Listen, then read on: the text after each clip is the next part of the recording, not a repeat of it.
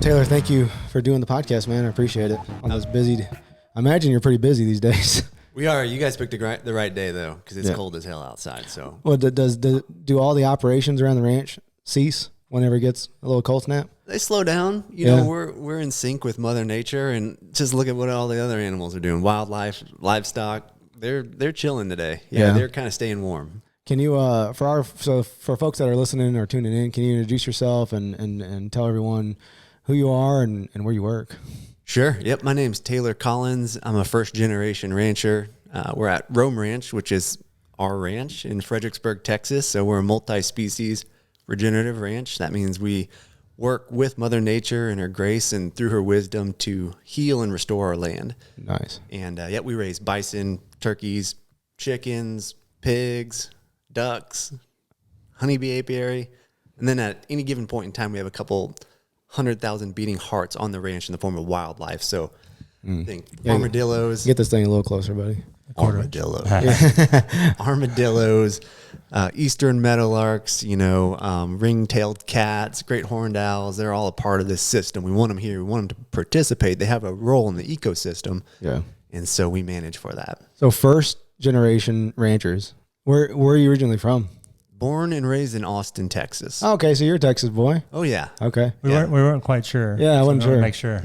Yeah, Texas for life, man. By the grace of God, I'm not going anywhere. I don't blame you. I'll die here for sure. So what made you want to get how did you get into ranching? We were kind of talking before the podcast. You went to school you were going to be in the health field, right? Yep. I was on a career path to be a physical therapist.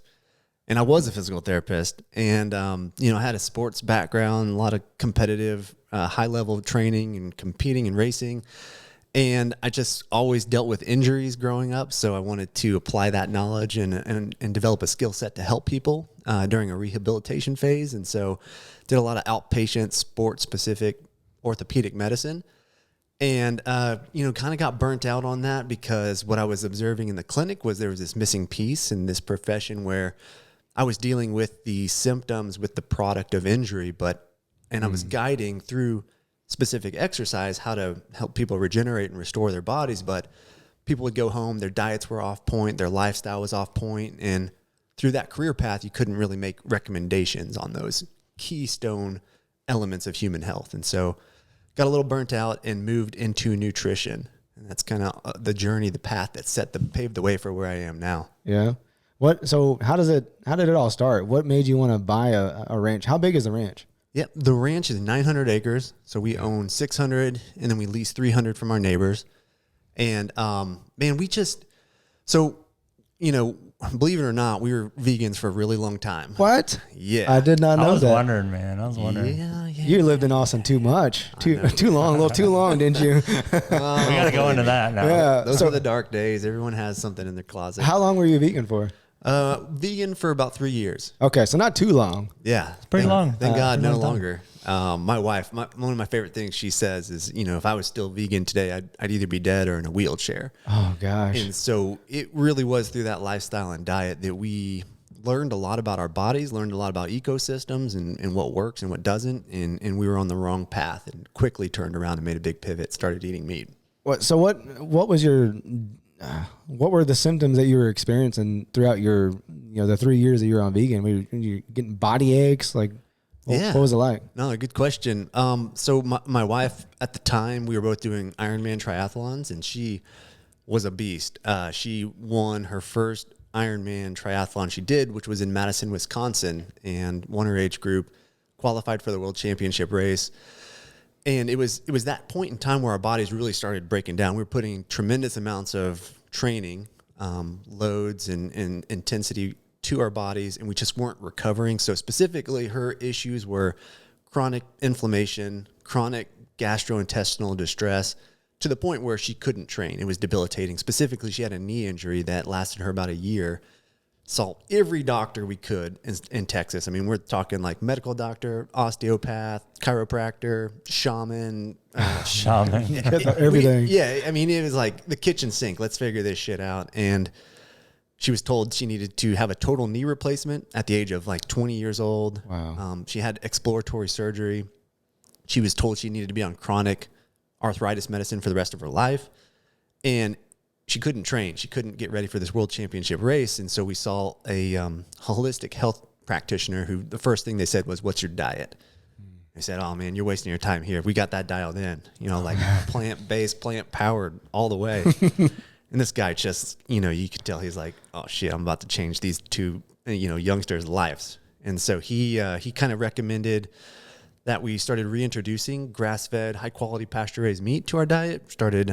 We were raw food vegans too, so cooking. Y'all are raw food? I mean, it was like... Yeah, because I was going to ask, because some of this inflammation comes from like processed foods, obviously, but y'all were raw for 3 years? I mean, it was a progression. Yeah. It was like we were running towards that cliff, and we couldn't run fast enough, so we kept dialing up the intensity. So you have to think, we were misguided. My wife was having these health issues, and so we, said, "Oh, well, vegetarian's not good enough. Let's go vegan." So that's when we went vegan.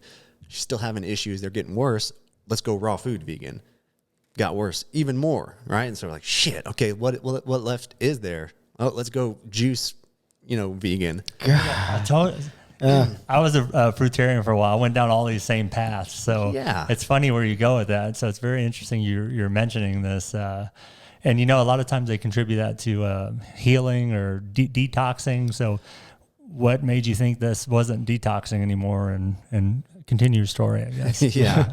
I mean, unless we were detoxing our body of health and vitality and the ability to do the things that we loved, it just wasn't working for us. And so, man, I wish there was a burning bush moment, earlier on in our journey, but our burning bush was my wife, just devastated, couldn't do anything.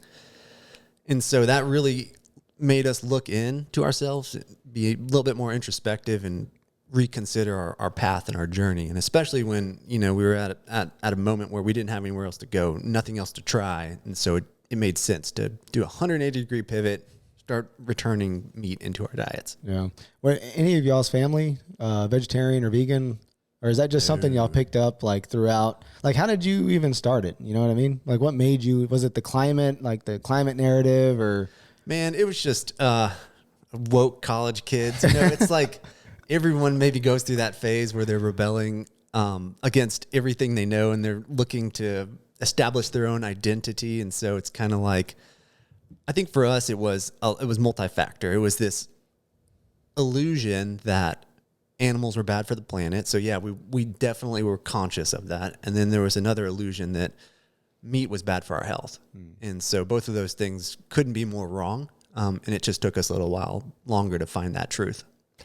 And I'm kind of going the path you're going. Like I'm kind of dabbling back into, meat and things like that. So I'm curious, what did the doctor have to say, the reasoning in switching 180 degrees? Oh, hey. This podcast episode is brought to you by BCN Supplements. BCN Supplements is a Texas-based company that produces and manufactures everything right here in the great United States of America. The good thing is BCN caters to every single person on the fitness spectrum, whether you're a seasoned hybrid athlete, kind of like myself, or you're a newbie just now starting to pay attention to your health, kind of like Mike. BCN has what you need to make a healthy choice. Lately, I've been using BCN's pre-workout mix, and to be honest, I'm not really a pre-workout guy because I don't like the way most on the market make you feel. The crash and that tingly feeling. But you don't get any of that junk with BCN's pre-workout mix. I've noticed I had more focus during my lifts and more energy to carry through my longer workouts. And that pump you get is it's amazing. Drop what you're doing right now and go to bcnsubs.com to place your order today on this pre-workout mix. They got vitamins and they got collagen. And be sure to use promo code CWJM to receive 10% off your next purchase. BCN Supplements, helping build a better you from the inside out. Yeah, so this doctor, this is pretty cool, but there's a book by a guy named D'Adamo, and it's Eat Right for Your Blood Type. And this is old science. This is a medical doctor. I think from the 60s this book was written. And he makes an argument that our blood types are specifically designed to process and metabolize, utilize different sources of energy. And so when you look back at evolutionary history, O blood type it's the original, right? That's what humans were for hundreds of thousands of years through evolution. every time there's been a break or a change in blood type, that either has to do with climate or it has to do with change in diet, largely through human consumption and agriculture.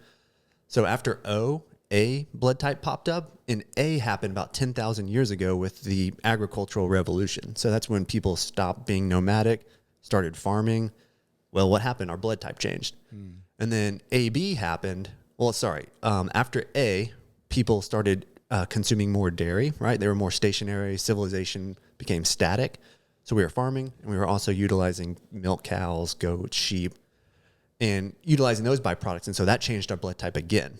And so that's where the B blood type originated. And then very recently, with the onset of processed foods, frankenfoods, things that shouldn't even be considered foods, there's been another mutation, which is AB. And that is very recent. And people still don't know a ton about it.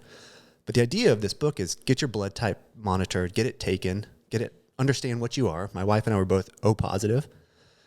And so it says, well, as O positive, your body has designed, like you still have those genetics and that desire to thrive on an animal-based diet. And so we went into it like that. And that was actually at the onset of paleo. And we didn't know anything about paleo, but we were just really into this like blood type diet. And the interesting thing is when we were reading this book, like the author argues that, you guys, me, my friend, your families, everyone's personalities are a little bit related to their blood types, their affinity for exercise. Like people who like lifting weights are very different than people who like yoga. Like people who like running up mountains are different than people who like swimming in a pool. And so there's also this belief that you have different kind of physical expressions, manifestations of energy through that blood type. And so we went through this book and we were like, oh man, let's just for fun, let's like take our 10 closest people in our lives, make assumptions about their blood types, and then let's ask them. And I shit you not. Nine out of 10 were freaking spot on. 9 out of 10? I mean, it was like creepy, freaky stuff. That's awesome. And in other countries, like in Asian countries, they take blood type very seriously, where if they're hiring for certain roles, like if it's an upper management role, they will hire for a certain blood type in that management role. Whoa. Arranged marriages across the world, like there are people who do not want blood types two different opposing blood types to match. And so it's like fathers giving away their daughters only do it to certain blood types. So this is like, this is kind of ancient wisdom that we're really not discussing in our modern civilization, but there's something to it. And I don't know how deep that is. That's a whole topic we could talk about all day. Yeah. I'm glad you brought it up. I've heard about this blood type diet, and it's been like people claim they debunk it and stuff, but I'm really glad that you went into detail about it. So when you read it, like the A, B, all this stuff, do those blood types have to stick with the processed foods? And like, is that how they thrive? Is that how it works? So in theory, yeah, like A people do way better with more plant-based diets. AB people can tolerate anything. It seems like if they do processed foods. Yeah, it kind of is a mutation. It's weird. They can tolerate more, but they also have more metabolic issues, health issues, chronic issues, inflammatory issues, and so it's interesting. But do you guys know your blood types? I don't know mine. I went to my doctor. I know damn well he knows it, and he said I have to pay to get it or something. So I was going down that path, and I was trying to go see my blood type, because also like O negative is the universal blood donor, right? Like anybody can accept that. So what is your O positive? Is that a mutation too, or no? O positive and O negative would have the same characteristics. So they're both universal donors. Oh, sorry. I thought you meant more for like the lifestyle attributes in the diet. Okay. Yeah, that's all the same. But yeah, the positive and negative does have different donor perspectives. Okay. And so, yeah, you guys should figure it out. Most people don't know their blood types. And after I read this book, I was like, oh shit, I hope I'm an O positive. Yeah. Or an O. Oh, that's interesting that the blood types, those types of people like geared towards lifting weights or running, like that's crazy. Maybe you're an O, dude. I hope so. I'm hoping I'm an O. Thoroughbreds? Is that right? Can we say that? The OG. Yeah, no. Man, so how soon did you start seeing results once you switched? Was it like vastly within a month? Dude, it was unbelievable. So this is, you got to keep in mind, years of degraded health and years of chronic inflammation and symptoms that were persistent. And these symptoms went away within days. Gosh. And this is, we had tried everything else. I mean, acupuncture, Western medicine, pharmaceuticals, you name it. rest, recovery, ice, and it went away within days of changing the diet. That's Joanne Ozug. I mentioned her name before we started. She had a condition. I forget the name of it, but it's PCOS, where she had constant bleeding, and she went carnivore. And within the first week, like it was something that got worse progressively for her over the course of 6 months, and everything she did, nothing helped. But she went carnivore, and I think she said within the first week it stopped. Isn't that cool? Yeah. It's like unbelievable. And it's also counter to the narrative where I think for a long time people think about going vegetarian or plant-based is what really can turn around chronic health issues. Yeah. But we don't celebrate the journey and the story the other way around too, where it's going animal-based or eating less processed food, less plant-based foods, and you can still have some tremendous health benefits too.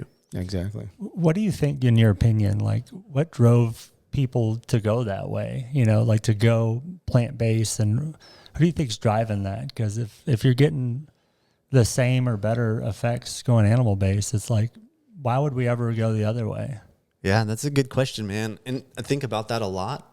So many different ways to answer that, but I think the ultimate, when it boils down to it, it's just people are so disconnected from the land that we depend on. I mean, we're all soil-based beings. We're all carbon, above ground carbon. That carbon should be cycled. We're born from the soil. When we die, we will be hopefully recomposted, redigested by the soil and given life to something new. So it is important for us to be connected to our land, but never in our history of humans have we been further detached. Our blinders are fully on. And so humans don't, I think it's something like 99.5% of Americans don't have a relationship with a farmer.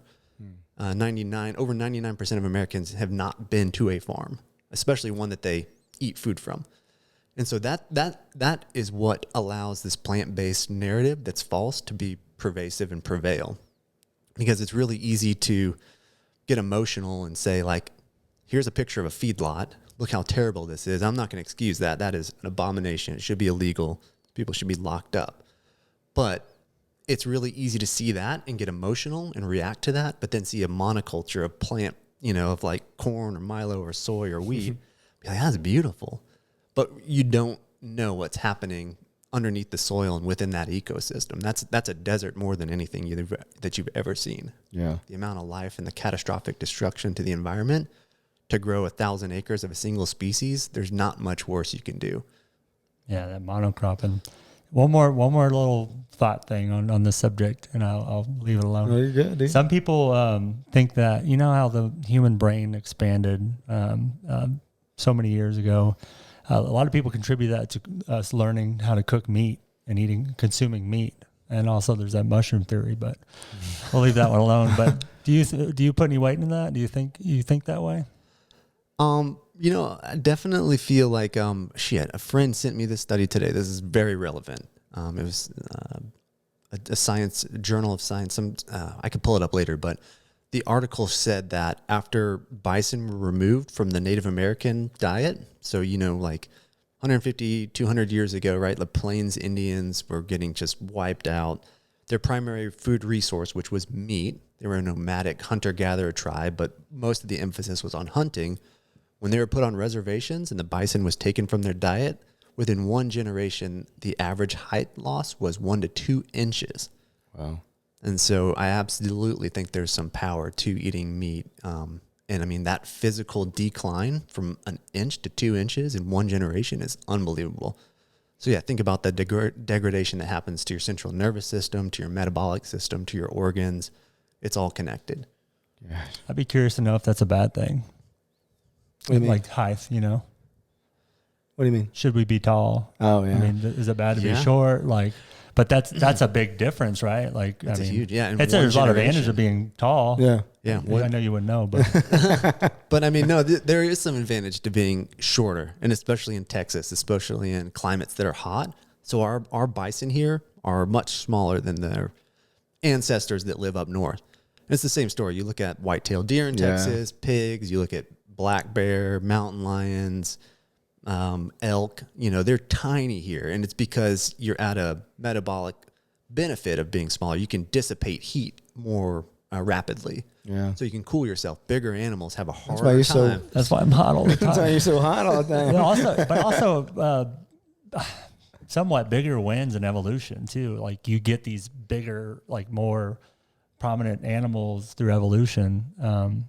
I guess there's some advantage of being big too. Yeah. What? So all right. So you changed your diet to an animal based. Started eating meat. Started seeing these health results. What the hell made you want to buy a ranch then? What was kind of that next step? Man, it was doubling down on that.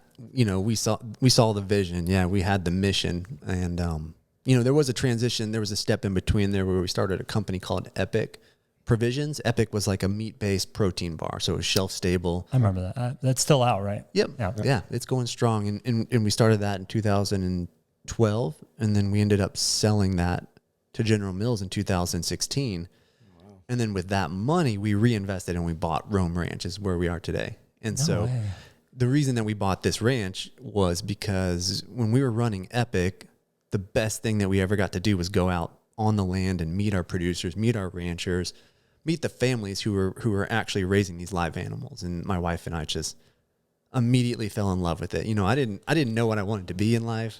I took like a vocational quiz when I was in elementary school, and it said I was going to be something shitty. It was like, what was it? Something I didn't want to do. What, doctor or lawyer or something? Oh man, yeah. Well, I mean, that's what you think, right? Like you think, hey, my friends' parents are doctors and lawyers, and you know, maybe like a musician and an artist, and so you're like, what do I want to be when I grow up? I didn't know anyone in agriculture. Like farming, ranching wasn't a possibility. But for me, when we started visiting farms and ranches, I fell in love with it, and I just prayed that I would have the opportunity to do this one day. How reserved were you? I imagine it's pretty scary. Not growing up in this environment, being a rancher, a lot goes into it on a daily basis. So I imagine y'all pretty scared jumping in, right?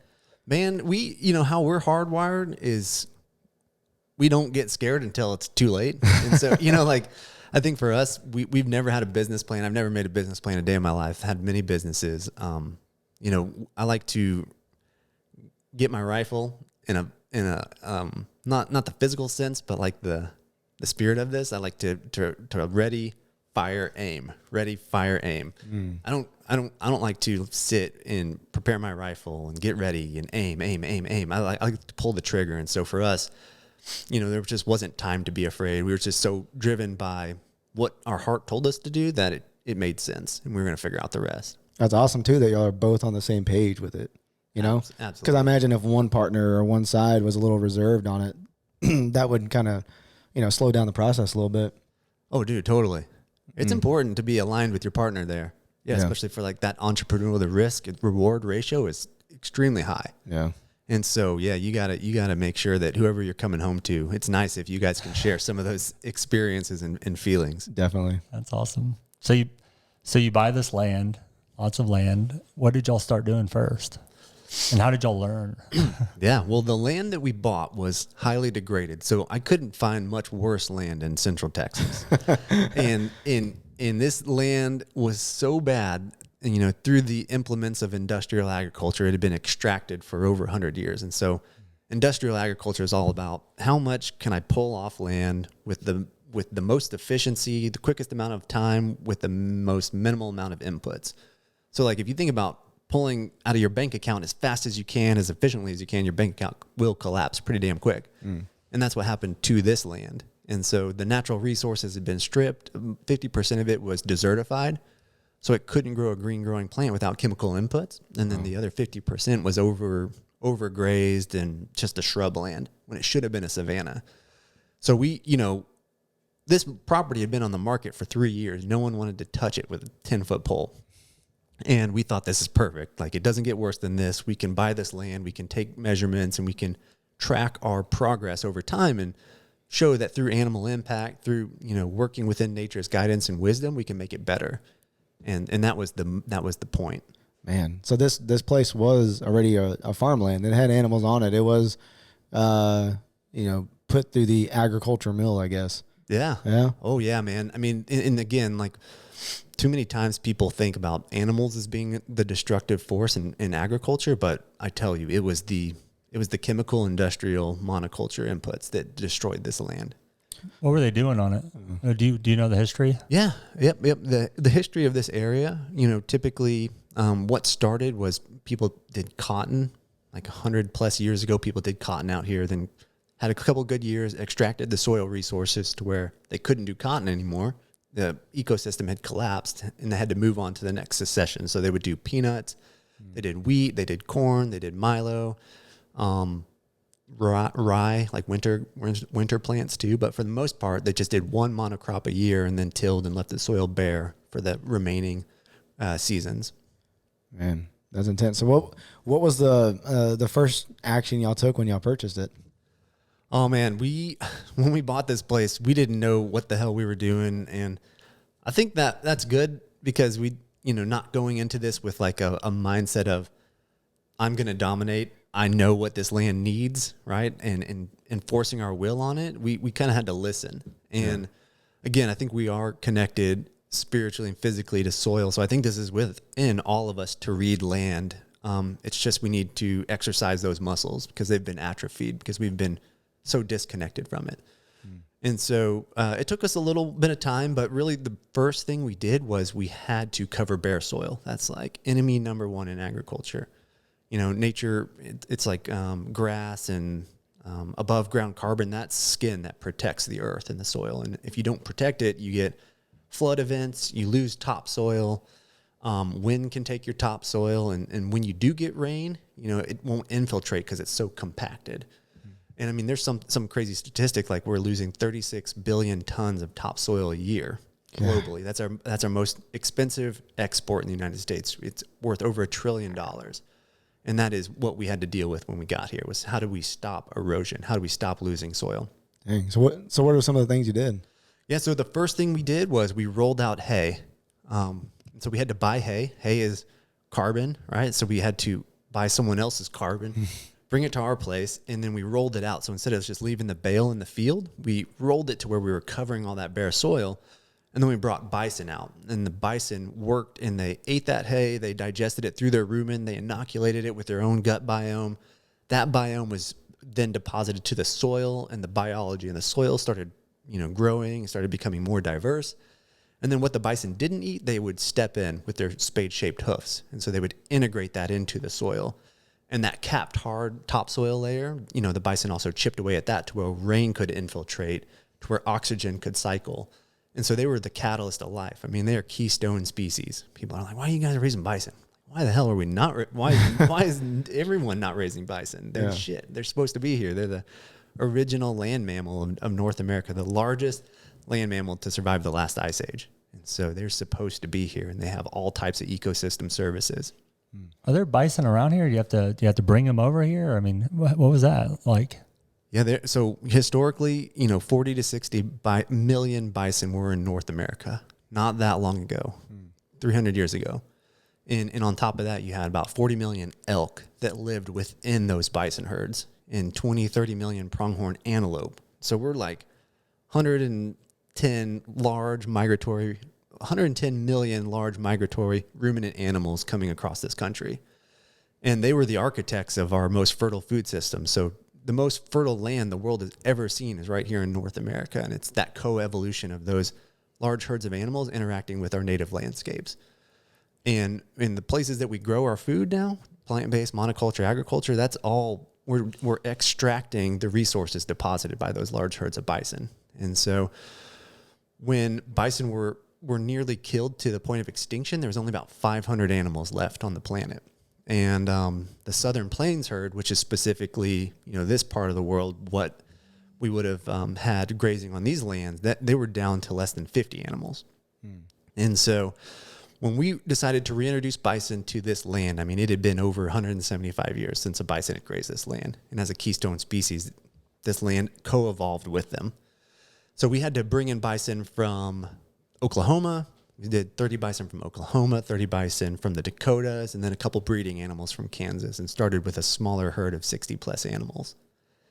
There's a misconception out there by the climate activists and some vegan folks that say that the bison in particular take away more from the land because of how much water they drink, what they do, like the urine and the poop that they actually, but that's all misconception and that's all false, right? Like how I think that's factory farming. No, you're referring just to regular. I'm referring to Chef Bay in particular. Well, you guys are both hitting on it, and if you put your sentences together, you're spot on. And so, the biggest criticism of animal-based livestock is what you're describing. It's just excessive amount of resources. It's degrading to our environment. But your point, that's the factory model, and so out of context, people apply that to animals. Period. Livestock is being a problem. But specifically, it's industrial agriculture that's the problem, and the integration, how they use animals. And so it's not the animal, it's the human that's in management of that animal. Yeah. So it's very different from what we're doing. Can you talk about the process of how it, whether it's a cow or a bison, but how it actually helps the environment and how we're sequestering and how you're sequestering? Because you're carbon negative here, right? Or Yep. Yeah. So can you walk us through that process? Yeah, absolutely. So, I mean, a couple of things. All different animals on this ranch have a different role. And so they all service a specific ecological niche. Like they scratch something that our land needs, and each one is a little bit different. But the bison or cow or sheep or a goat, those are ruminant animals. So those animals digest grass. That's how they're biologically engineered. We can't do that as humans. And so they're really important because grasslands need animals grazing on them. A couple of things happen, but one, a bison or a cow, they have a biome within their mouth. And so when they bite that grass plant, there's a little bit of saliva that's left behind. That saliva, that is biology. That's rocket fuel to help that grass grow back the next season. And so if that grass didn't get that bite of that animal, it wouldn't be stimulated to have deeper roots or bigger blades above ground. In grasslands, those are super highways for carbon sequestration. There's no man-made technology or anything else terrestrial based that can pull down atmospheric carbon and cycle it through the soil more effectively than grass. And so grasslands need animals. They need ruminant animals. But the bison, they're different. Their hoofs are spade shaped. And so they actually chip away. And so that above ground grass, the carbon, what they don't eat, they'll push it into the ground, and that'll be cycled to the biology underground. So 1 tablespoon of healthy soil should have more living organisms than all humans on the face of the planet since the starting of time. Wow. Yeah. That's deep right there. Yeah, we just don't understand that, and we don't recognize it, and we don't celebrate it. But the point is, with ruminant animals, a part of a system that's working within nature's image, you are feeding that biology underneath the soil, and that's sequestering, that's pulling down atmospheric carbon, utilizing it, feeding that biology, and then what you get is more grass, more nutrient-dense grass, bigger, more full, less bare soil year over year, and then you get healthier animals year over year, healthier consumers. Yeah. Do you have to move the bison around the land strategically, and how did y'all learn that? Yeah. So what we do, a couple different ways that it's called, but some people call it high intensity grazing or planned managed grazing. We move our animals regularly, and so how we do it is we look to how those natural migratory herds of bisons moved for millennia. And what would have happened is, just for security, herds would exist in high concentration. So we're talking like 30 to 40,000 pounds of live animal weight per acre of land. That's tight. Yeah. That's like, we put our herd of 140 animals in 3 or 4 acres. And I mean, there's not a lot of breathing room in there. Yeah. Like most counties in Texas, it's like 5 cows per acre or something, or that's even too much, right? Yeah. This area, it's 1 cow for every 20 acres. Oh God. Yeah. And so we are hot. We are crushing that average. Our density is way higher. But what happens is, historically, those animals would have preferred that for safety. They would have been constantly hunted by predators like wolves on the prairie, bears, mountain lions. So they had to, the one that was a little bit on the periphery, that was been a weak bison or a weak animal that would have been picked off, right? And so not only were the herds tight, but they were constantly moving, because if you're with, 10, 15,000 of your best friends all eating the salad buffet that's open for you, first of all, you got to eat some shit or it's going to get eaten before you. So you got really uniform grazing, not select picking grazing. It's just heads down, the buffet is open. You better get your meal before someone else gets it. And then you also get high concentration of urine and manure, which is fertility, but you don't want to hang out. with 15,000 of your best friends all shitting in the same place. Right. So those animals would have always been moving. So what we do in the growing season is we move them every day. Sometimes, if it's a little bit bigger of a pasture and it's all contextual, we'll keep them in there for 36, 48 hours, but we are always moving them. And the magic happens when you get that high density animal positive impact, and then you get the recovery. And so this ranch now has about 100 different pastures on it. And that gives us a ton of space to give, some of our native fields 6 months of recovery, 6 months of rest, 12 months of rest if it needs it, if we're not getting a lot of rain. And so it's really creative grazing that emulates those natural predator-prey relationships and the herding mechanisms of large herds of bison. How do you manage the watering? Because, being in Central Texas, we experience, heavy drought seasons and things like that. So do you have a bunch of ponds on the land that kind of help in that regard? Yeah, we buried 6 miles of water line. That was the first thing we did on the property so that we could hook up troughs everywhere. And so we move troughs as much as we move bison. And if you have portable water, portable fencing, then you can, the creativity is limitless in what you can do with your grazing. That's another common thing too, is that climate activists say is that ruminant animals consume more water than any other species on the planet. So, but I think that's factory again, I think. Yeah, maybe, but I'm thinking just ranching. But I forget the name of the study, but it's actually their urine, and you kind of hit on it too. Their like it goes somewhere. It goes back into the land though. It's still used by the land. Yeah, absolutely. The study that you're referring to, it doesn't differentiate between what's called green water and blue water. Green water would be natural falling rainfall. And so, we need rain. We need irrigation to make our plants grow so that the bison have resources and they have food. But that shouldn't be accounted for in the life cycle of all the inputs of that animal, because it's going to rain whether those bison are here or not. Right. And so we're not using a tremendous amount of water, but like you said, that water does get cycled through the animal. And during times of droughts where a bison might urinate, that might be the only irrigation that little spot gets for 3 or 4 months. And that's how those animals co-evolve with landscapes. Plants will grow there. So it's important. I was thinking that piss will be like nutrient dense too. Yeah. You would think, dude, right? You better believe it. You can bottle that up and sell it. So was the plan because y'all sell to individuals, like the meat that y'all process here? Do y'all sell to individuals? Do y'all sell to big box stores?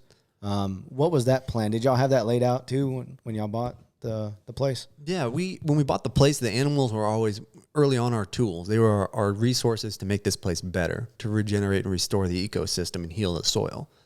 So 2-3 years into that journey, saying, oh shit, we got a bunch of animals now that are at the end of their lives. So they've served their biological role regenerating these pastures. Now it's time for them to transition into death and to serve their next biological role, which is to feed our communities, feed our families. And so when we hit that point, we had to figure it out pretty quickly. And so we started processing animals and found out that there was a very high demand for people who wanted regeneratively sourced meat. So, above grass-fed, above grass-finished, smokes, all natural, no antibiotics. Like that conversation is archaic and boring. But people who actually want to eat meat, like you said, that have a net positive return on the environment, sequestering carbon. They can eat a bison burger, a beef burger coming from this ranch, and they know that they're combating climate change every single time they bite. Whether or not you believe in climate change, they are sequestering atmospheric carbon. Yeah. So how did y'all start the process of butchering the animals? Y'all send them or y'all do it all here on the ranch? We do a combo of each. Okay. Yep. We have a consumer packaged brand now called Force of Nature, and that's distributed nationally. You can buy it online. We ship nationally. We offer it food service too, so it's at a bunch of really cool restaurants. But when we harvest animals, we prefer to do it on the ranch, and that's called a field harvest. And this is the most beautiful, ideal scenario for an end of life transition, and so in that scenario, that animal is within its family. It's on the land that it knows is home. It typically dies with its favorite food in its mouth, and it's lights out. By the time that we hear the gunshot, that sentience is lost. Yeah. And then we give time for the herd to process and to mourn that death, in which, depending on that animal's personality and where it fit in that hierarchy within the herd. I mean, it can be every single animal goes up to it, nudges it, almost says, thank you, we'll miss you, to if it's an asshole, one that just was on the top of the pecking order, kicking people's asses nonstop, they kind of like run around and celebrate, like, thank God the evil one is gone. You've seen different personalities that have passed. Very much. The rest of the cows acted differently. And we kind of know who's going to be who. Really? Yeah. Oh my gosh. And so that's one of those scenarios too. We do a lot of things called community bison harvest. And so we'll invite people out from all over. People travel from all over the country to come and collectively, as a group of 30 people, come and see the whole damn thing from start to finish, and to get your hands dirty, really connect with that animal, honor the land. It's very formative and spiritual, beautiful process. But yeah, sometimes, we'll have a list of 6 animals that are candidates, and we'll say, oh, for the community one, let's not do that. Because I think, for example, if there's a dominant breeding bull that gets harvested in the field, it is the deeply encoded genetic obligation of the other breeding bulls to kick its ass the second it shows weakness. Because that, if a dominant animal is showing signs of weakness, if you're also competing for that hierarchy breeding position, if you don't take shots at that animal, then when that animal's gone, you have lowered yourself in the hierarchy, that pecking order of breeding. So when we have to field harvest dominant bulls, I mean, it can be savage. The other bulls will, that the bull that got shot is gone, instant lights out, but the other bulls will come up to it, try to throw it in the air, push it around, move it. It's very prehistoric, very ice age. I think I remember Rogan talking about this one time with somebody. They said if bison get attacked by another animal or a wolf or something, and it gets away but it's injured, the other alpha males or the other bigger males will go and attack it because it appears the rest of the herd is weak. It's unbelievable. It's unbelievable how savage it is. And that's just Mother Nature, right? And so in a natural ecosystem, say a bison gets injured, right? Like it gets an infection, or it got bitten by a rattlesnake, or it got in a fight with a bull, and it's going to have a slow, kind of weak transition into death. That can be unbelievably painful, unbelievable, scary, very prolonged. And so what we're offering is a really quick death. But yeah, that is a real thing, and it's savage to watch. Can you walk us through the whole process? Like how do y'all know which bull or which bison you're going to get? What do y'all use to harvest the animal? Can you walk us through that process? Yeah. Typically, we will harvest the 3-year-old male. And so that's the end of its kind of biological life cycle, where it served its role on our land, and it's the perfect candidate for a meat animal next for consumers. Because, coming down from 40 to 60 million bison in North America, right now the industry is back at 500,000. Wow. And so, we plummeted to 500 animals, brought it back up to 500,000. The goal is to get it to 1 million bison in North America. So the way that we're doing that is, if it's a breeding female, she's going to live a badass long life. And so those female cows, they can breed until their 30s in captivity. Wow. They can have a calf every single year. So the bison that you eat, the bison that we sell, they're not breeding females. Yeah, they're young bulls, which, the younger the animal, the better, because then they don't get that like testosterone dominance, different change in the muscle texture, and it's just not as good of eating. And so we'll go out in the field, and we use a 30-06 rifle. And so that's a pretty large round, and comes out of the barrel at about 2,800 feet per second.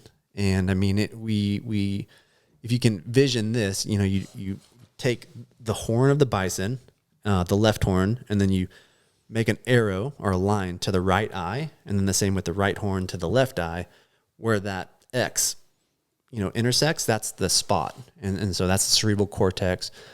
And we take our time. You got to be patient. You got to make sure that there's no other animals in the background, that animal's in the right position. It's still, because the worst thing you can do is give it a bad shot, bad end of life.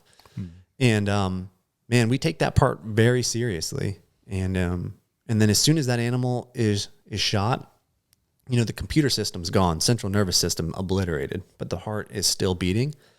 So we give that, as I described, time for the rest of the herd to get in there, to mourn, to process that death. And then after about 3-5 minutes, we come in there with a tractor, and we'll start bleeding the animal out because that engine, the pump, the heart's still going. So we got to bleed the animal in the field, but then that blood goes right back into the soil to feed the biology and return the minerals to the earth. And we'll use the blood right then on every animal that we kill. We drink a little bit of the blood to say thank you and to kind of honor it, transition that life force and that energy into our bodies. And then we pick it up, and from there on, man, it's hard ass work. Yeah, you butchering a 900-pound animal, and it takes about an hour to get the hide off. We use the hides. We sell the hides as rugs and people who want to make coats with them and all types of cool stuff. And then we utilize the skulls. We get all the skulls processed. And then we use the whole damn animal. I mean, that day, one of our favorite things to do is we, especially in the community events, we'll eat raw, fresh bison heart, raw, fresh bison liver. We've done testicles raw before. We've done kidneys, adrenals. Stupid. It's nuts, man. And he likes those jokes, man. Believe it or not, the testicles are my favorite thing. I was very skeptical. I'd say the heart is everyone's.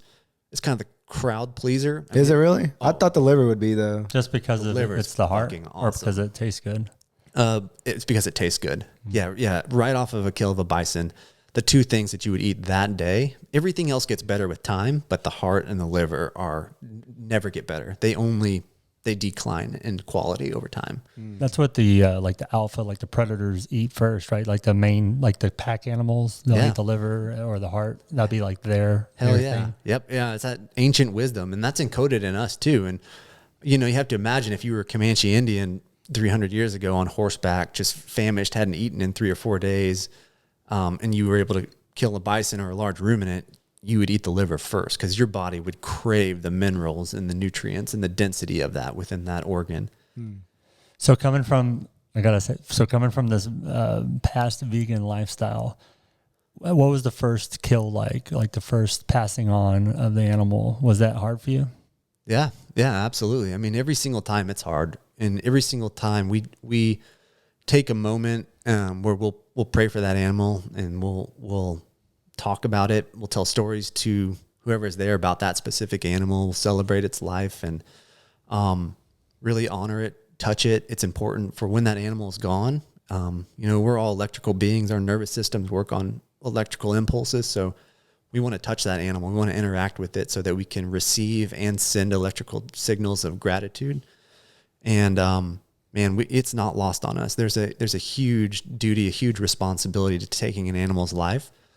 And we take it very seriously, but most people don't. There's a blind. That's where the blinders exist, and that's why industrial animal agriculture exists, because people don't know how animals are harvested in an industrial setting and how different that is than what I described in this field harvest setting. Looking, I could see how it could be confusing for someone looking on the outside in.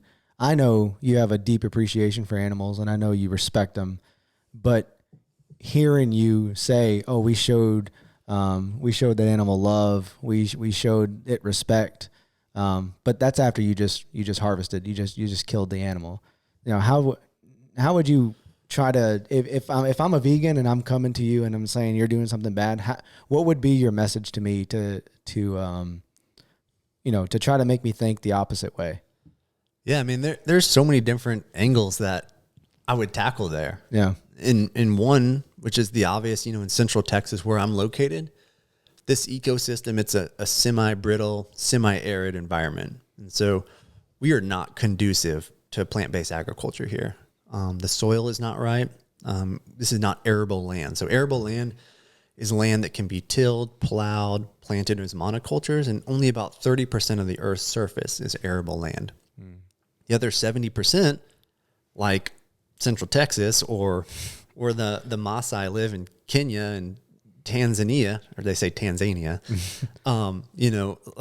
we just can't do that. And so to feed a local community and to keep food local, our greatest resource is through grazing animals. That's how you do it. That's what feeds our populations, unless we are growing monocultures from sometimes thousands of miles away, transporting them across the planet and, eating watermelon in January in Central Texas. And so that's our resource, that's our context, and that's what feeds our communities here. Yeah.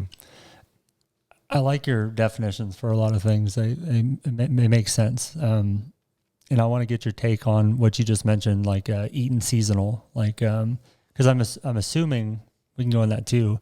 I like to know like your diet and what you eat and what you think's not good to eat. But how important is it to eat in season? And I don't know if you do honey as well. I think you had mentioned that. How important is it to eat in season and get things locally for your biology? Yeah, I mean, I think there's definitely a spiritual component to eating seasonally, and it's again this separation from land and separation from soil, separation from ecosystems. And what do you do to reconnect with that? What do you do to celebrate that and honor that? Well, it's to eat seasonally.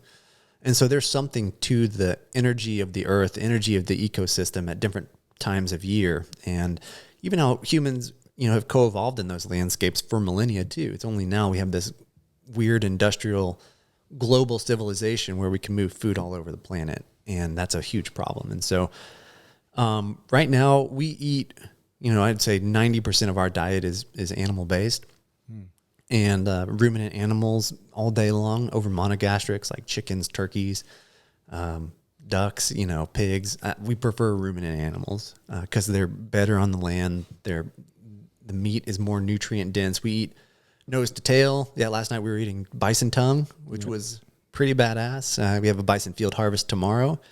Wow. And definitely we'll be diving into some of those fresh organs that we talked about. But I think eating seasonally it's hugely important, and it also keeps the wealth and keeps the resources within the community, because, like, God forbid, Central Texas, it's one thing that during the majority of the cool season, which is right now, we're not growing a lot of foods. Good luck growing tomatoes or any other plants here right now. Shit, it's going to be 25 degrees tonight, and that's good luck growing vegetables, and especially at scale to feed these large communities out here. Yeah. It just doesn't happen. And for the viewers and listeners, like, can you describe what ruminant animals are and the differences? Yeah. I don't know how many people know that. Yeah. Ruminant animals are mammals, ungulates, hoofed animals that have a 4-chambered stomach. And so they're biologically engineered to consume grass, which humans cannot consume grass. And so these animals, and the beauty of them is, their diet, it is created in the image of, God or the source. It's the sun. You need photosynthesis, sun. You need carbon, and then you need water, and you get grass. You grow grass with those resources. That's it. That's all you need. And we have that here. And so if you can convert that photosynthetic energy into nutrient-dense proteins in the form that a human can eat, that's perfect. You're eating as close to the sun as you can.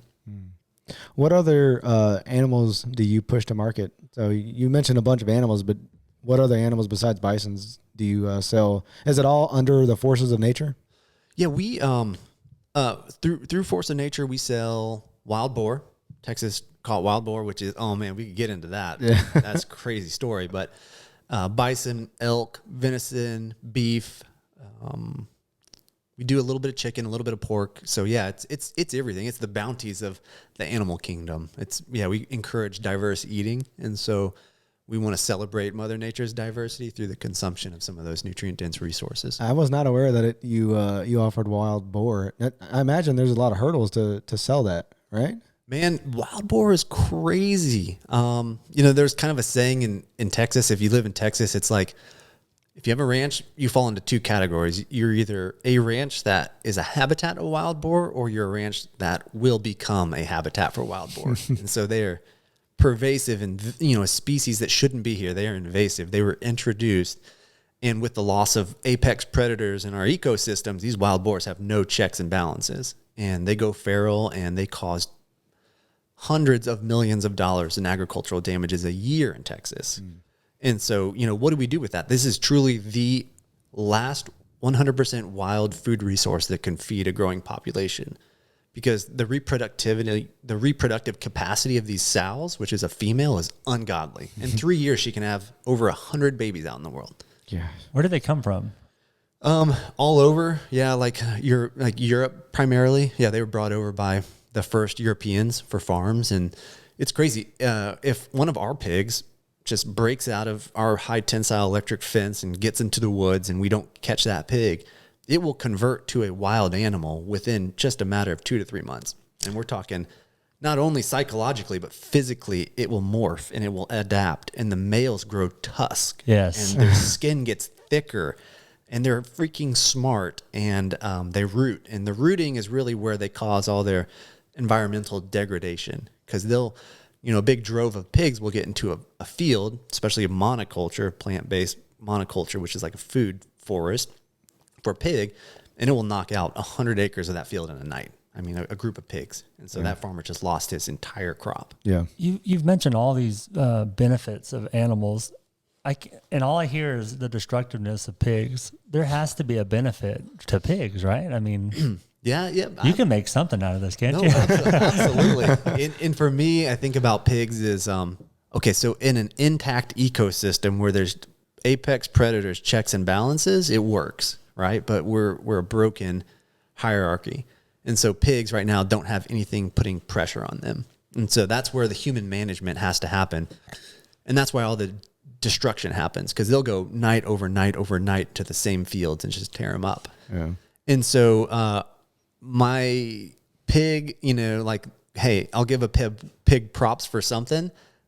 If you're going to plow your field, turn over soil, a pig can do that with its nose, and it can do that better than a mechanical tool. It's a biological tool that can save you a lot of money.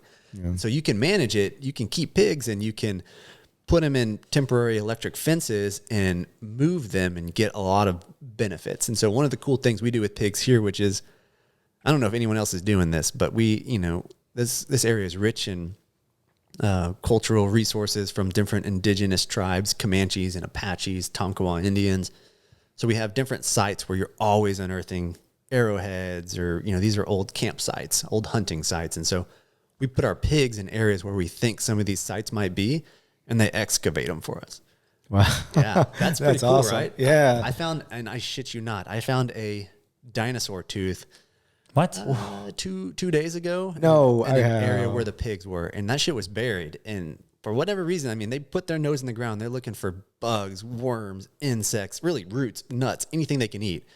And they bring it to the surface. And yeah, I found this dinosaur tooth. How do you know it was a dinosaur tooth? I mean, it is pretty obvious. I'll show you guys a picture, but I have a biologist friend down the road who he's a wizard, natural science wizard, and sent him the pictures, and he's like, yeah, that's Atherocanthosaurus right there. Oh my, how big was it? Just give me like... oh my God. Yeah. And it was like T-Rex, but bigger than T-Rex. What? Yeah. And they used to be in this area hundreds of millions of years ago on his ranch in Johnson City, which is just up the road. I mean, it's probably 20 miles as the bird flies. They have actual footprints, fossilized footprints from these Atherocanthosaurus. Huge apex predator dinosaurs on the ranch. You got to give this thing to a museum. You got to keep it and put it on a necklace. That's his ranch. He's going to be like the Jurassic Park guy. He's like, Yes. No, we're definitely building up a little natural science exhibit here. Yeah, over time. Yeah, we'll figure out a cool way to share those and showcase them. That's awesome, man. What do y'all imagine y'all bringing all these animals onto this land? Are y'all experiencing a lot of predators? Yes. And how do y'all deal with that? We love it. Yeah. It's love, hate, but more love than hate. And so predators are important components of an ecosystem, as we already discussed. And so when we see predators, we see things like great horned owls, we see coyotes, foxes. We've even spotted mountain lions back on the property. Mm. And the reason they're here is because we're regenerating our soil. So we have more nutrient dense forage. We have more habitat. We have more diversity. It welcomes life, and it's not selective. It welcomes predators just like it does prey. More animals want to be here, which is wonderful for our hunting program. We don't shoot predators, but we hunt deer here year round, and we have the biggest, best deer in Central Texas. And they choose to be here. This is low fence. And so when the predators show up, one thing that I like to think about is, especially with our poultry species, because the bison can fend for themselves. No one's messing with the bison. They're like at the top of the food chain here. Mm. But turkeys, chickens, they can get their asses kicked by a lot of things. And so what happens is, like predator birds, like we have bald eagles, we have golden eagles showing up. And when they hunt our turkeys and our chickens, well, they're not hunting, they're not killing the strongest chicken in the group, right? Because that's just like counterintuitive for their own safety. They take a lot of risk. They'll fly at something 30, 40 miles an hour and hit it with their talons and pick it up. And if it's a strong animal that can inflict pain or injury on that predator species, that's not good business. And so they intentionally target the weakest animal out in that pasture, and they can tell. And so I'm cool with that. Like, you can take the turkey or the chicken that's just sick, not adapted to our region. I don't want to eat that animal. I don't want to feed that animal to you guys. Right. So like when you eat animals off of pasture raised systems where predators are a part of that system, well, you're eating the gazelle that could outrun the lion. Which that's badass. That you want to eat healthy animals. In industrial agriculture, you're not eating healthy animals. In feedlots, hell no. Those animals are kept alive by chemical inputs through antibiotics. I mean, something crazy like 20 billion pounds of antibiotics a year in those feedlot systems. That's 80% of all antibiotics used globally. Farm, huh? Yeah. You want to eat that shit? Hell no. I want to know what side of the camp you are in regard to the boar hunting in Texas. Lots of people that I know, if the boar is over, call it 200 pounds, they're not going to touch it, right? Because the boars are, they got this stigma of smelling and the meat stinking and all that. Do you care? Is it no, free range? You're right, man. That's why we don't. That's why, I mean, it's really representative in boar, but it's across the animal kingdom. If you're going to eat an older, dominant, large, established animal, it's not going to be your prime meat animal, right? That's more like a trophy. And so that's the problem. People shoot boar and they're like, I want to shoot the biggest, meanest, baddest ass one. That's not the one you want to eat. Yeah. And so to your point, if you can shoot a younger male, breeding female, even a suckling piglet, that will be some of the best damn meat you've ever had in your life. Yeah. And so that's what we have to use through force of nature and through our supply chains too, is we have to kick out the larger, more sexually mature animals, and we really try to target the best eating animals. When these predators become, to go back to that, when the predators become scarce and you don't see them for years, where the hell do they come from? Like when you become established here, the animals are here. Where are they coming from if they're not here for so many years? Shit, isn't that do they just morph? Magical? Isn't that like, where do animals come from? You know what I mean? They just spawn somewhere like on a video game. Like, oh yeah, there's animals over here now. Like, dude, that's Mother Nature. They're wild animals. They retain all their instincts, and they can smell resources. They can sense it, and it just happens. I mean, there's case studies of beavers, right? Areas where beavers have been extinct for hundreds of years, and then they get reintroduced. They just show up. That damn thing must have came from 500,000 miles away. How the hell did it get here? But it got there. So it's kind of like Jurassic Park. Nature has a way. And that's the beautiful thing. And that's what people forget is nature is self-healing. She's self-perpetuating, self-regulating. She wants to be in a more healthier state. And so as humans, we tend to get in the way of that. But if we step back and set the stage, the foundation, we have a lot of potential. And the potential is restoring our ecosystems, having species show back up. I mean, damn, think about that. Bison were almost extinct off the face of the planet. Now there's 500,000 of them. So they're doing pretty well. Oof. We sense you're a very spiritual person. And I heard you mention that you might be on the other side of climate change. What's your opinion on climate change? I think you're against it. I mean, I don't know.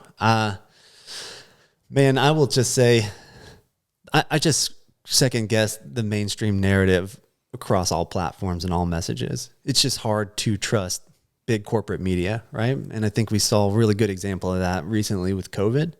And if you were buying into that narrative and living in fear and, getting triple, quadruple vaccinated, and then it turns out that might not even be working like the pharmaceutical companies promised it does, and have like the media cancel and silence people that were even just asking questions, that just makes me uncomfortable. So I don't know. Climate change is a big issue. And I think what I would like to focus on rather than climate change is let's talk about atmospheric carbon. Then we can align on something. Like the climate change argument is that there's this legacy load of carbon in the atmosphere. It shouldn't be there. Like it's causing catastrophic changes in weather patterns. And so I'll give you that. Like, I know there's a legacy load of atmospheric man-made emitted carbon since the Industrial Revolution that's hanging out there. Let's agree on that. But I am optimistic that we can cycle and sequester that carbon. And so that carbon needs to be in the soil. That carbon in the soil gives the soil life. It gives humans the nutrition that we need to live healthy, vibrant lives. It helps rainfall infiltrate and recharge aquifers. That's money. So like, let's not get carried away with this conversation on climate change, and let's talk about what we can do, which is draw down carbon and heal ecosystems.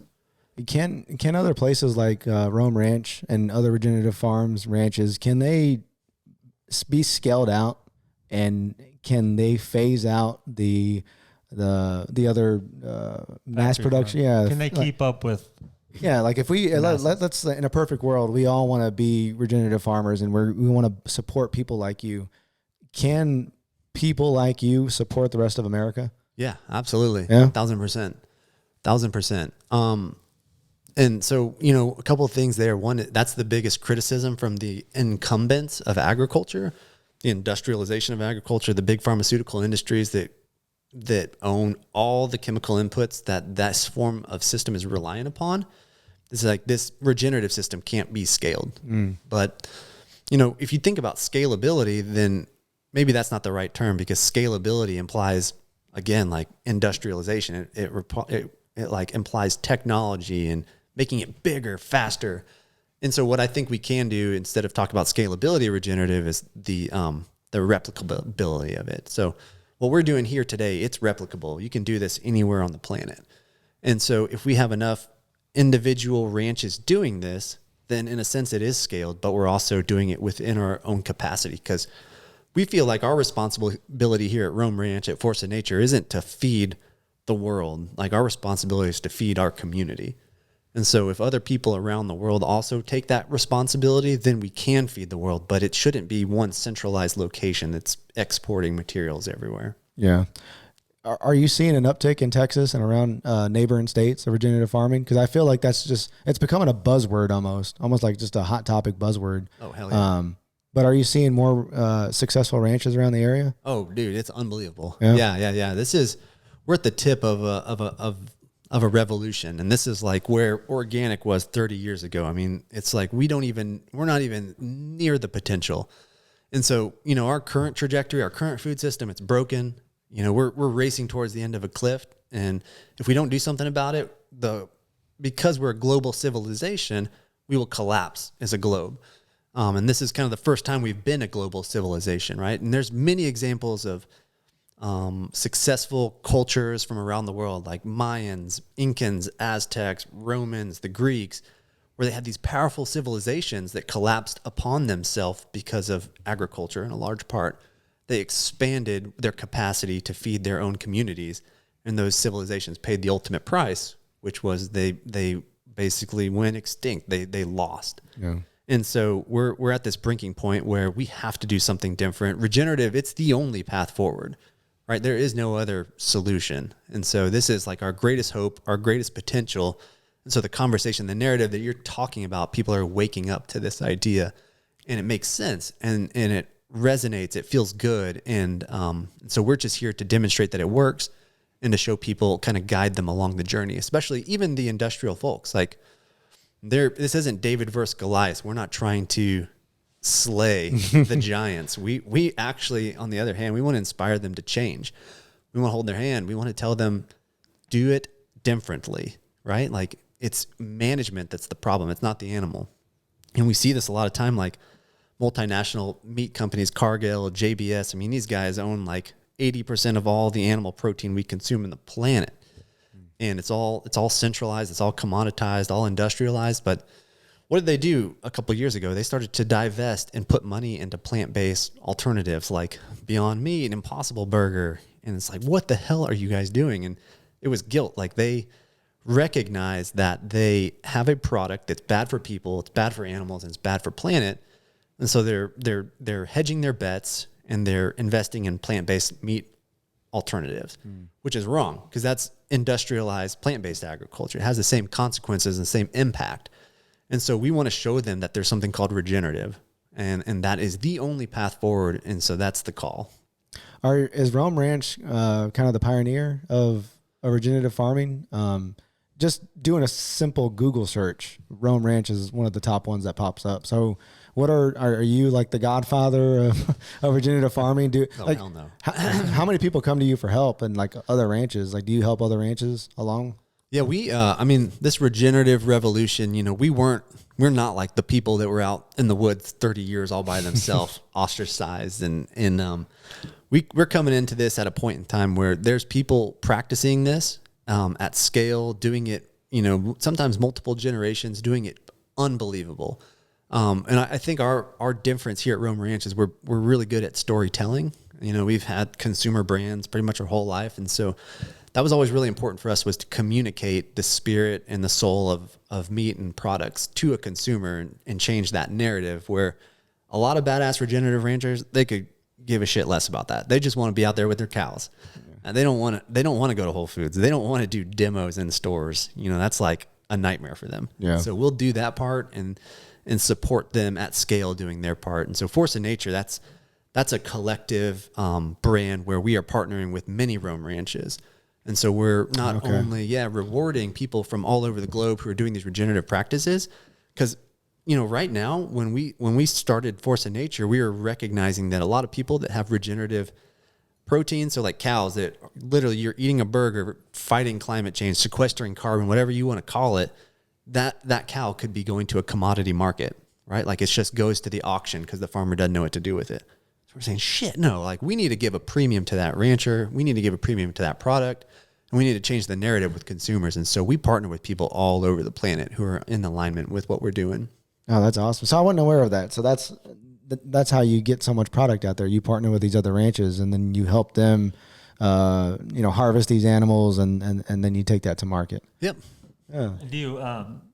Do you label that as their ranch, or is it all Rome Ranch, as far as the packaging and all that? We thought about labeling it as Rome Ranch, but we didn't ever want consumers to think that this regenerative revolution was ever regional specific. And so instead we opted for a bigger brand name, Force of Nature. And so the individual ranches that we purchase from and we support, we put that into the Force of Nature brand. And then that brand is verified. So when consumers purchase it, they know what they're getting. They know that it's sequestering carbon, building ecosystem, increasing biodiversity, more nutrient dense, whatever, list goes on. And they can stand by that national presence of a brand. It'll be available for the first time ever at cash registers nationally. And so that's the goal, that's the spirit. But we do feature a lot of our partners on our website and tell their stories too. Is that, and at the moment, is that brand only Texas, or y'all already national? No, it's national. Okay, yeah. You can buy it pretty much at any grocery store, especially natural grocery store in the country, ship it nationally. I meant the animals. Are they all from Texas, or are the other farms in other states that contribute to Force of Nature? Other states. Okay. Wow. Absolutely. That's so awesome, man. Yeah. And even globally. I mean, this is a global revolution. We want to impact 1 billion acres of land through this brand and through inspiring others. And so the only way to do that is to make it a global revolution. So what are some of the big stores that people can go to and buy Forces of Nature at? Or I'm sure you said you can get them online too, right? Yeah, absolutely. Okay. So let's see. Natural Grocers is available nationally. In Texas, H-E-B, Central Market. Sprouts too, right? Sprouts. Yeah. Whole Foods. And so, there's a ton of others. Are y'all trying to get an H-E-B? Yeah, we are in H-E-B. Oh, really? Yeah, okay. H-E-B, every H-E-B. And so you can get couple. Hey, that wasn't your first one you said, man. I was surprised. I know. I love H-E-B, man. I love me some H-E-B, it's dude. the best. Yeah. And so, we're even at the H-E-B in Fredericksburg, this small little rural agricultural town. Yeah. I just find it so hard to believe you can keep up with all those stores. There's so many of them, and that keep product there. I mean, it's just that many farms, or because people don't. That's kind of goes back to John's question about feeding America, which isn't y'all's responsibility. I think we get more into trouble in the city areas, but I always think of how it's hard because there's a lot of HEBs, right? Yeah. And to think about like how the factory farms just support like all the Burger Kings and McDonald's and like there's so many. Like how is there that many? Yeah. But y'all have no problem keeping up with product? Are y'all ever out at some like smaller stores or things like that at this moment? Yeah, I mean you can't. we can't offer ribeyes and tenderloins at like an HEB right now because there's only a couple of them that come off of every animal. And so we have to be thoughtful about what we offer to different accounts. Now we can produce a ton of grind. Yeah. That's kind of what helps move the needle. That's what helps support the ranches the most too. And so we do have a home for all those premium kind of higher end modern cuts, like all the steak cuts.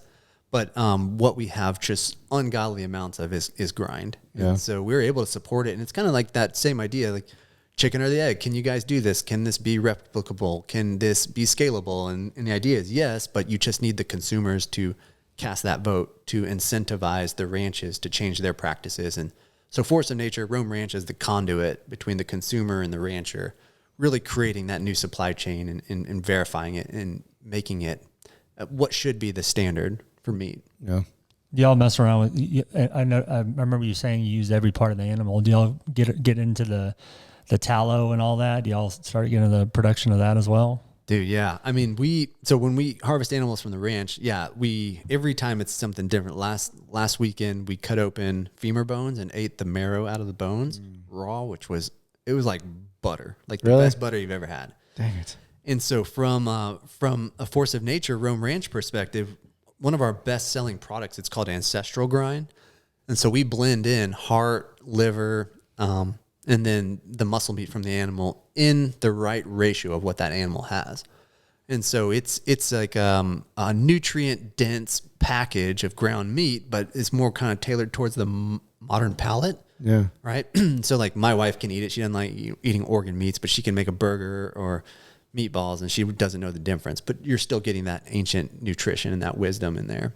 Yeah. It's, hearing these stories for me and also probably the listeners of yours, of these traditions that y'all are starting to form, and like they seem real primitive, like eating these things raw, like the heart and liver and cutting bones and drinking it. Sounds crazy, but like, do you feel like you're tapping into your ancient ancestry and like, are these things just coming natural to you, or are these things you read? Or like, how are you getting this knowledge of doing this? Because it seems this so off the wall doing some of this stuff, especially the marrow. I haven't until recently. I haven't heard of that kind of stuff. Sure, yeah. We it's been an evolution, and I do think it's deeply encoded in all of our genetics. I mean, I'll say like me, you, the listeners, we're here today on this earth because our ancestors were really talented hunters. More so hunters than gatherers, right? And so it's within our legacy, within our ancestry, and we need to honor that. And so the good thing about genetics and epigenetics is it's like encoded in us, and you can somewhat like flip a switch and those genes turn on. And when you're in the field and you're witnessing an animal transition into death, those genes turn on the second you walk up to it. And people are overwhelmed with like this emotional sigh of relief. It's like, and many times it manifests in crying, but it's not sadness, it's joy. And so we give that experience, and what happens next, it's just like never scripted. It's just very natural. And I mean, I just feel like you guys got to come to the next community one, but we have, 80-year-old ranchers who just eat like Hamburger Helper every day of their life, would never in a million years think about doing some of this stuff, but they see like someone else doing it, and they're like, shit, when else in my life? I'm 80 years old. I'm going to die soon. I better do this. It's like everyone does it together. People you would never expect to ever get down with some of this, get down with it in that moment. And people talk about it, what it tastes like. Like people eat the liver and like a lot of people are like, this tastes like an apple.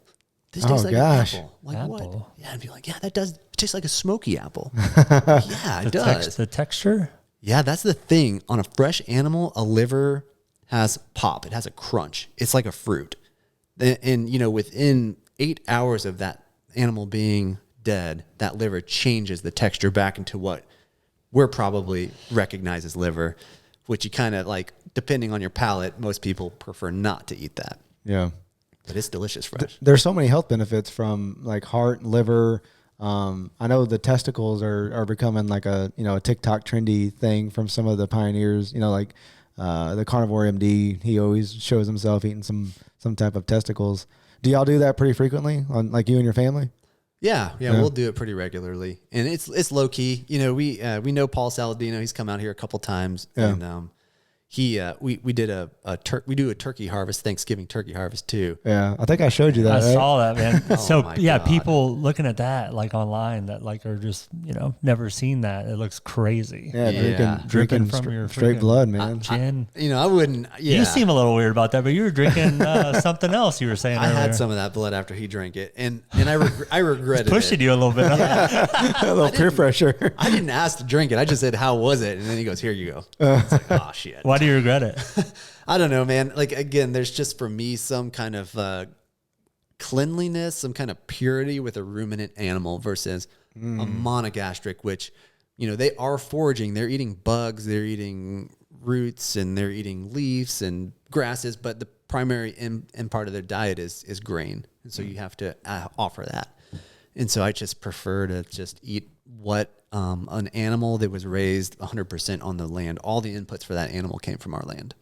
Just feel like it's cleaner. Do you get? I hear these stories of people getting a charge from these organ meats, like especially fresh like that. Do you feel a certain way when you eat a fresh liver or heart? Like I hear it pretty often. Yeah, absolutely. One of the things that no one has ever found or no one's ever eaten that's like the next level of what you're talking about is the adrenal glands. And so this is, you got to imagine, like a big bison bull can be 3,000 pounds. And these adrenals are a very small gland. It's like the fight or flight hormone release. So if a grizzly bear comes into the herd in Yellowstone, this kicks on and the bison's like, let's fucking go, grizzly bear. and they hold their own too. They can kick ass. And so those organs, you have to microdose those organs. If you eat even a quarter, and an adrenal gland's only this big, but if you eat a quarter of that, you might have to go to the hospital because your heart rate goes up. You feel so laser focused, so jacked. It's as like if adrenaline, maybe. Yes, Yeah. it's as if you're about to go to battle with a grizzly bear. Oh my gosh! But the scale of it, right? Like that dose was for a 3,000 pound bison, not a 180 pound human, and so that's where it gets dangerous. And so, but there is a very strange black market for adrenals. And we have people reach out all the time. And then when you like Google, like, who the hell is this? You're like, oh, this is like an Olympic caliber swimmer. And then like, oh, this is like a football player. Like these are professional athletes. Yeah, that's exactly crazy. Competitive edge. Have you ever had any of that? I have. Yeah, I've done a little bit of it. But honestly, I was a little bit freaked out. Like, because for me, like I like to work out at high intensity already, and I do a lot of endurance stuff, and so like I don't mess with Red Bulls or Monsters or any kind of like caffeine before I work out, just because I'm already pretty jacked. So I felt like if I did too much, my heart would explode. So yeah, I did like a 16th, and definitely a 16th. You felt it. Oh shit, yeah.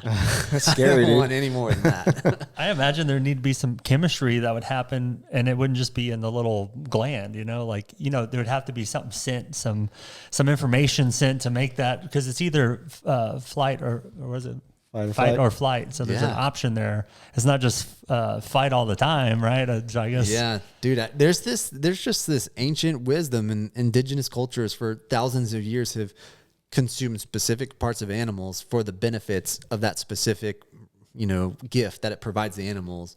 Like people eating balls for males for fertility, or women eating like the uterus and some of the reproductive female parts for fertility. And I mean, like it's passed on time-tested wisdom. Now I can't really speak to it, from a modern chemical perspective, but there's definitely something there. Yeah. And for the viewers and listeners also, like, a lot about this farming and about animal history and all that. Is there any books or anything you can recommend for if someone's interested in learning more about it? Yeah, absolutely. My favorite, there's so many good ones, but I'd say one is kind of an introduction to meat, the consumption of meat, regenerative meat as being a solution to so many global crises, would be Defending Beef by Nicolette Nyman. And she's actually a vegetarian who wrote this book, and she wrote this incredible resource, which is like, cows can save the fucking planet, guys. Like, this is why they're important. So that's a great one. And then to get a little bit more kind of like nerded out on the land management side, there's a book by a guy named Gabe Brown called From Dirt to Soil. And it's his journey into regenerative agriculture, acquiring a multi-generational family farm, doing it industrially, almost losing the farm, which happens unbelievably. I mean, we're consolidating resources and land right now. Like, more farmers are getting out, and that land is being purchased by larger holdings. Yeah. So, but it's a great book too. Yeah, Dirt to Soil. I'd highly recommend that. Man, so what's like the 5-year plan for Rome Ranch? What's on your plan for Rome?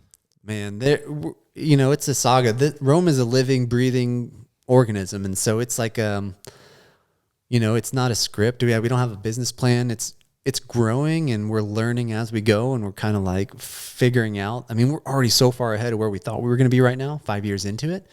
And so it's just the potential is unknown. And one thing that I will be certain of is that we're going to have more grass, more animals, more wildlife, cleaner water, cleaner air, and more nutrient-dense food coming off this ranch than anywhere else in Central Texas. That's a fact.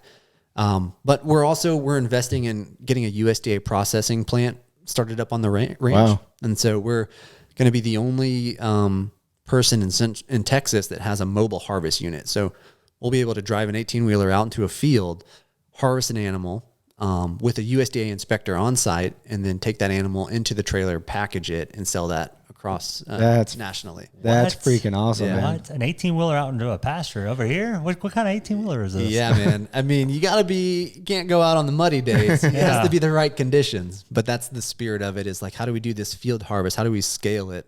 How do we do right by the animal and provide that meat nationally? Because right now, the field harvest we do, it's just families, it's individuals. They can't resell that, so they take all the bounty of that animal. But what we're talking about is providing that animal nationally.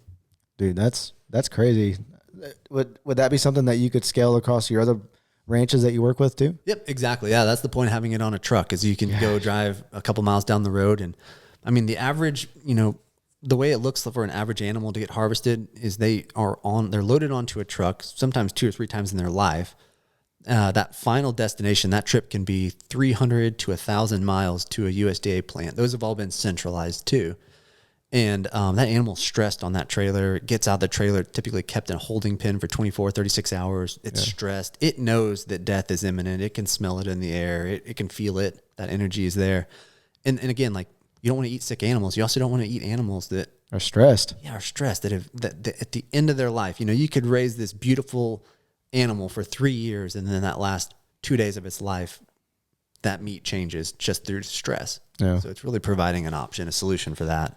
Man, so when are you gonna start your podcast? I'll be the first listener, dude. Oh shit! It's in the works, man. Yeah, yeah. You guys are light years ahead of me, though. No. Probably. You can say a date and hold yourself to it right now. Yeah, hitting you up for some advice. Man, that's awesome. So how can people get involved and get involved with Rome Ranch? The community events. Where can people go to find this stuff out? Yep, yeah. Go to romeranch.com, and we have an events page that's loaded with really cool community events, really customized, really special for people to get out to the land. We also have a hunting program out here, and so we take a lot of first-time beginner hunters, and we teach them how to hunt, and they get to harvest animals off this regenerating soil, so it's like really badass. It helps the ranch out too. Yeah. And then we have an Airbnb out here, so people can stay out here. But more than anything, check out, forceofnature.com and try some of the meat that we're producing. It's absolutely some of the best stuff you've ever had in your life. And y'all are on Instagram and Facebook and all that stuff too? Yep. Yeah. Rome Ranch. Rome Ranch, yeah, and then Force of Nature. Awesome, man. Well, man, I had a great time. This is by far my favorite podcast. What? Yes. He says that every time. No, don't believe Mike, man. No, this has been fun, man. It's been very informational, and that's what we try to do. We always try to learn something new about someone's passion. That's why we do the podcast. And so share it to the world. Yeah. Well, thank you guys, man. It's an honor, and you guys telling this story and helping to amplify it is just as important as anything I'm doing. So thank you guys for taking the time to help celebrate this solution and this potential of regenerative agriculture. Yeah, of course, man. Well, we'll be back again, man. Yeah, anytime. All right, buddy. Bye. All right, see ya.